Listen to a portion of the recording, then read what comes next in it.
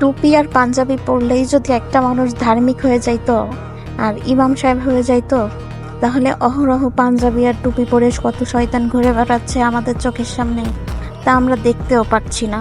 কিছু কিছু মানুষের সাথে পরিচয় না হলে হয়তো আমরা জানতামই না যে টুপি আর পাঞ্জাবির পেছনেও কত শয়তান লুকাই থাকে। কিছু কিছু পাঞ্জাবিওয়ালার ব্যবহার শুনলে মনে হবে যে তারা আসলে বস্তি থেকে উঠে আসছে। তোর ব্যবহার নোংরা, তোর ব্যবহার বস্তির মতো, অথচ তুই এমনভাবে চলাফেরা করিস মনে হয় তুই ইমাম সাহেব। আসলে কি, তোর পোশাক আশাকে ইমাম সাহেব ভাবলে তো হবে না, তোর ব্যবহার ঠিক কর। ব্যবহারে বংশের পরিচয়। তোর বাবা মা, তুই একটা কুলাঙ্গার সন্তান যার ব্যবহার এতটাই নোংরা, মানুষের সাথে কিভাবে ব্যবহার করতে হয় এটা পর্যন্ত জানিস না। তুই আবার ইসলামিক পোস্ট করিস, তুই আবার টুপি পরিস, তুই আবার পাঞ্জাবি পরিস। টুপি আর পাঞ্জাবির একটা সম্মান আছে, যে সম্মানের যোগ্যতা তোর নাই। তুই টুপি আর পাঞ্জাবিরে বেইজ্জতি করতেছিস, যেটা তোর অধিকার নাই। সো তুই আগে ব্যবহার ঠিক কর, ভালো হয়ে যা, মানুষের সাথে ভালো ব্যবহার কর।